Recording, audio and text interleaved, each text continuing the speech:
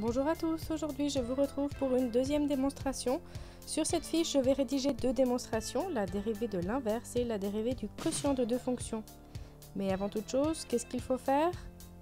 Il faut reprendre son cours avec ses notes. Une fois qu'on a bien relu, on peut se lancer dans la rédaction de la fiche. Ici, j'ai donc la même mise en page, j'ai pris une fiche avec le sujet déjà imprimé et il y a deux parties. La première partie consiste en la démonstration de l'inverse d'une fonction. Quelles hypothèses, quelles conditions? Eh bien, il nous faut une fonction qui soit dérivable en un point A et au dénominateur, il y aura f de a. Donc, il faut que f de a soit différent de 0. Qu'est-ce qui se passe pour la dérivée de 1 sur f? Au point A, évidemment, eh bien, c'est égal à moins f' de a sur f carré de a. Pour la démonstration, elle est très simple. On va repartir, comme pour la dernière fois, du côté gauche de l'égalité pour arriver au côté droit de l'égalité. La première étape de la démonstration correspondra donc à réécrire le premier côté de l'égalité que l'on cherche à démontrer.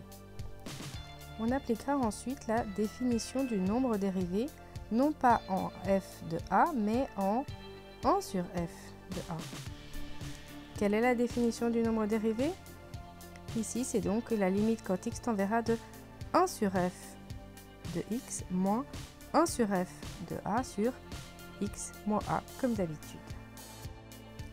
3 étages de fraction, ça fait beaucoup trop. Ici, on va faire un petit peu d'algèbre, un petit peu d'esthétique et en même temps, on va retrouver la définition de l'inverse d'une fonction. 1 sur f entre parenthèses de x, ça correspond à 1 sur f de x. Pareil pour la version en a. Et le x moins a qui donnait un troisième étage se multiplie à côté. La soustraction de deux fonctions appelle naturellement au dénominateur commun. C'est donc ici f de x fois f de a. À la première fraction, il manque f de a. On multiplie donc par f de a sur f de a. Et à la deuxième, il manque f de x qu'on va multiplier en haut et en bas. On pourra ainsi réécrire toute la première parenthèse comme étant une seule fraction avec un même dénominateur commun. On a toujours le 1 sur x moins a qui se multiplie à côté, mais le tout doit être sur la même limite. On va donc bien mettre des parenthèses. Il faudra ensuite rassembler la définition de la dérivée. Donc on va retrouver f de x moins f de a sur x moins a et le f de x fois f de a se retrouvera à côté. N'oublions toujours pas les parenthèses. Qu'est-ce qu'il nous reste à faire? Eh bien ici nous avons la limite d'un produit et nous voulons appliquer la propriété des limites. Mais avant ça, il nous faut encore observer qu'au numérateur, on n'a pas f de x moins f de a. Il nous faut mettre un signe moins en évidence et on pourra faire apparaître ce que l'on cherche. On pourra le mettre d'abord en évidence à l'intérieur de la limite, puis ensuite on pourra sortir ce signe négatif de la limite à l'aide de la propriété des limites, puisque le moins représente un moins 1 et lorsqu'il y a une multiplication par une constante, cette constante peut sortir de la limite. Elle ne dépend pas de la variable x qui est ici en train de tendre vers a. On va ensuite distribuer la limite sur le produit par la propriété des limites. La limite d'un produit, c'est le produit des limites.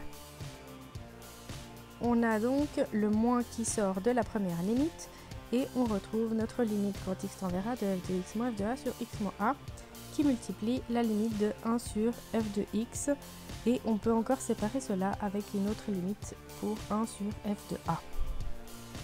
Quelle propriété allons-nous utiliser? Eh bien, le premier terme correspond à notre hypothèse. f est dérivable en a, on a donc la dérivée au point 1. On avait une autre hypothèse, f de a est différente de 0, donc pas de problème. On va pouvoir réécrire la limite quand 1 sur f de a qui est égale à 1 sur f de a et la limite quand x tend vers a de f1 sur f de x est égale aussi à 1 sur f de a. On retrouve donc la dernière partie qui correspond à la fin de notre démonstration. Ici, on a utilisé l'hypothèse que f est dérivable puisque dérivable implique continu Et en même temps, on n'a pas de problème ici de division par 0 puisque on sait par hypothèse que f de a est différent de 0. Voyons maintenant la vue d'ensemble. J'ai réécrit pour avoir un petit peu plus de place. On est donc parti d'un côté de l'égalité, on est arrivé de l'autre côté. Maintenant, autour du quotient. Qu'est-ce que c'est le quotient de deux fonctions f sur g de x? Ça correspond à quoi? À tout simplement f de x sur g de x. Et on peut donc jouer avec les propriétés algébriques des fonctions, des fractions, et écrire f de x comme étant 1 sur g fois f de x. C'est ainsi que nous réécrirons f sur g de x comme f de x fois 1 sur g de x. Commençons cette deuxième démonstration par le côté gauche de l'égalité. F sur g' de a. À quoi est-ce que c'est égal? Eh bien, ici, on va jouer avec la définition. On va transformer en f fois 1 sur g' de a. On peut alors utiliser la dérivée du produit qui aura été démontré précédemment. On aura donc f' de a, pas de problème puisque f est dérivable en a, fois 1 sur g de a, pas de problème puisque g de a est différent de 0. Et on a encore plus f de a fois 1 sur g' de a. Ici, il faudra utiliser la dérivée de l'inverse que nous avons démontré juste au-dessus. Il ne nous reste plus qu'à arranger les termes de manière algébrique et il nous manque un dénominateur commun à appliquer. Il s'agit de g carré. Donc, on va multiplier la première fraction par g de a sur g de a. Pourquoi est-ce qu'on a le droit? Eh bien, parce qu'on a décidé de fixer l'hypothèse g de a est différent de 0. On peut donc retrouver très rapidement la dernière partie de l'égalité. On a ainsi f' fois g moins f fois g' sur g carré. À chaque fois, évidemment, en un point A. Mais où est-ce qu'on avait utilisé les couleurs? On avait l'hypothèse g de a différent de 0. C'est pour l'astuce du dénominateur commun, en tout cas, que nous l'avons utilisé. F et g, où sont-elles utilisées dérivables? Eh bien, un peu partout. Et donc, on les a ici et là encore. Est-ce que cette démonstration vous paraît plus claire? On a ici toutes les couleurs qui vous sont expliquées. Je vous laisse encore avec la fiche. Bonne révision à tous!